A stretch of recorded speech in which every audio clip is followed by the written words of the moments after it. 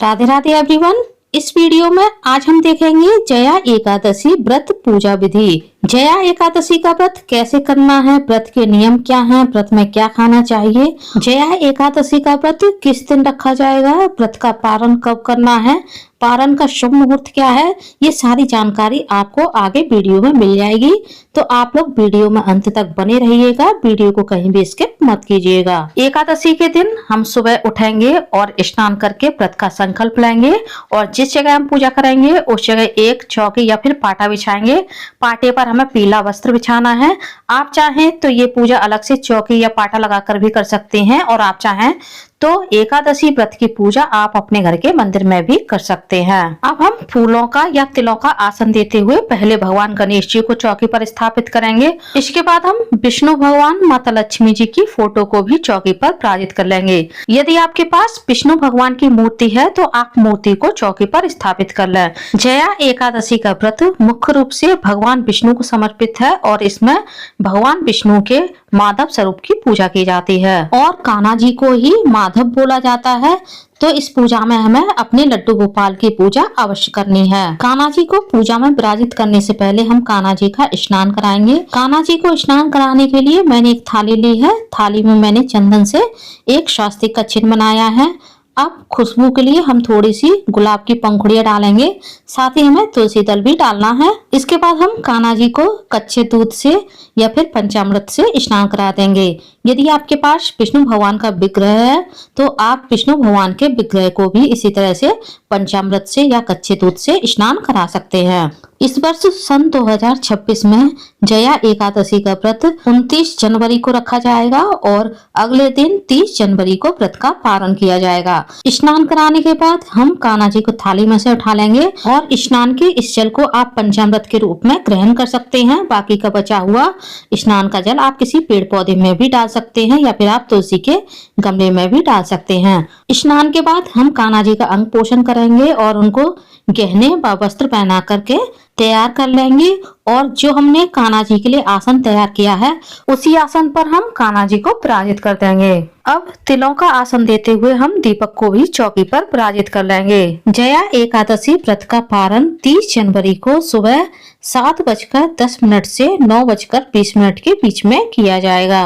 पूजा आरंभ करने से पहले हम दीपक को प्रज्वलित कर लेंगे, साथ ही हम धूप बत्ती भी जला लेंगे। पूजा में धूप बत्ती जलाने से पूजा में वातावरण सुगंधित होता है और भगवान प्रसन्न होते हैं। अब हम सभी भगवान को इत्र लगा देंगे और गणेश जी को हम वस्त्र रूपी मौर्य अर्पित करेंगे। कान्हा जी को हमने पहले ही वस्त्र पहना दिए हैं। विष्णु भगवान और लक्ष्मी जी को भी हम वस्त्र रूपी मौर्य अर्पित कर देंगे। अब हम सभी को चंदन से तिलक करेंगे। पहले हम भगवान गणेश को तिलक करेंगे, उसके बाद हम कान्हा जी को तिलक करेंगे और विष्णु भगवान का भी हम चंदन से तिलक कर देंगे। विष्णु भगवान ने हाथ में जो शंख, चक्र और गदा पकड़ी है इसका भी हम तिलक कर देंगे और लक्ष्मी जी को हम कुमकुम से तिलक करेंगे। साथ ही एकादशी महात्म्य की किताब है, इसका भी हम पूजन कर देंगे। अब हम सभी को तिल अर्पित कराएंगे क्योंकि एकादशी की पूजा में चावलों का प्रयोग नहीं किया जाता है, इसलिए चावलों की जगह तिल का प्रयोग किया जाता है। एकादशी के दिन ना तो अन्न का सेवन किया जाता है और ना ही भगवान को अन्न का भोग लगाया जाता है। अब हम एक जनेऊ विष्णु भगवान को अर्पित कराएंगे। आप चाहें तो अपने कान्हा जी को भी यह जनेऊ पहना सकते हैं। यदि आपके पास पीला जनेऊ है तो बहुत अच्छा है। यदि आपके पास पीला जनेऊ नहीं है तो आप सफेद जनेऊ में थोड़ी सी हल्दी लगा करके विष्णु भगवान को इस जनेऊ को अर्पित करें। यदि आपके पास जनेऊ ना हो तो आप कच्चे सूत को 7 बार लपेट करके उसमें थोड़ी सी हल्दी लगा करके विष्णु भगवान को जनेऊ की भावना से अर्पित कर सकते हैं। अब हम गणेश जी को दुर्वा, थोड़े से पुष्प अर्पित कर देंगे। कुछ पुष्प हम कान्हा जी को अर्पित करेंगे, साथ ही कान्हा जी को हम तुलसी दल भी अर्पित कर देंगे।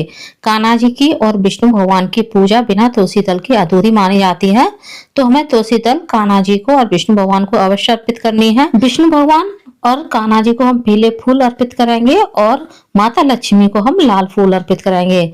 जया एकादशी का व्रत करने से सभी पापों का नाश हो जाता है, इसलिए इसे पाप नाशनी एकादशी के नाम से भी जाना जाता है। जया एकादशी का व्रत करने से मनुष्य को पिशाच योनि से भी मुक्ति मिलती है। पूजा में भगवान के लिए जो भी हमने भोग लिया है, इस भोग को भी हम भगवान के सामने रख देंगे। गणेश जी के लिए हम अलग से भोग निकाल देंगे, क्योंकि गणेश जी के भोग में तुलसी दल नहीं डाला जाएगा। और विष्णु भगवान के लिए, कान्हा जी के लिए हम जो भी भोग रखेंगे, उन सभी भोग में हम तुलसी दल डालेंगे। अब हम हाथ में कुछ तिल और पुष्प लेकर के एकादशी व्रत कथा को पढ़ेंगे या फिर सुनेंगे। किसी ने मुझसे कमेंट करके पूछा था कि एकादशी का महात्म्य अलग से पढ़ा जाता है, तो मैं आपकी जानकारी के लिए बता दूं, एकादशी की कथा में ही एकादशी का महात्म्य होता है। जब हमारी कथा संपूर्ण हो जाएगी तो तिल और पुष्प हम भगवान के चरणों में अर्पित कर देंगे। कथा का वीडियो आपको अलग से मिल जाएगा। यदि मैं इसी वीडियो में कथा सुनाऊंगी तो वीडियो बहुत लंबी हो जाएगी। कथा पढ़ने के बाद हम आरती करेंगे। मैं कपूर से आरती कर रही हूँ, आप चाहे तो घी के दीपक से या फिर तिल के तेल के दीपक से भी आरती कर सकते हैं। पहले हम भगवान गणेश की आरती करेंगे, उसके बाद अपने कान्हा जी की और विष्णु भगवान की आरती करेंगे। आरती करने के बाद हम आरती की भी आचमनी कर देंगे और जो हमने भोग रखा है, इस भोग के चारों ओर भी हम जल फेर देंगे। पूजा के बाद ये भोग आप अपने परिवार के सभी सदस्यों में बांट दें और आप स्वयं भी इस प्रसाद को ग्रहण करें। अब हम सभी भगवान के चरण स्पर्श करेंगे और उनसे आशीर्वाद लेंगे।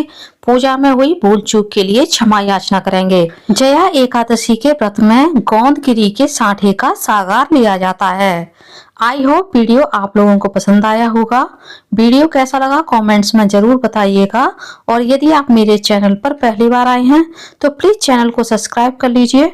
वीडियो को ज्यादा से ज्यादा लाइक कीजिए, शेयर कीजिए, साथ ही बेल आइकन को प्रेस कर दीजिए ताकि हमारे आने वाली सारी लेटेस्ट वीडियो की नोटिफिकेशन आप लोगों को टाइम से मिल सके। कमेंट्स में राधे राधे अवश्य लिखिएगा। धन्यवाद फ्रेंड्स। राधे राधे।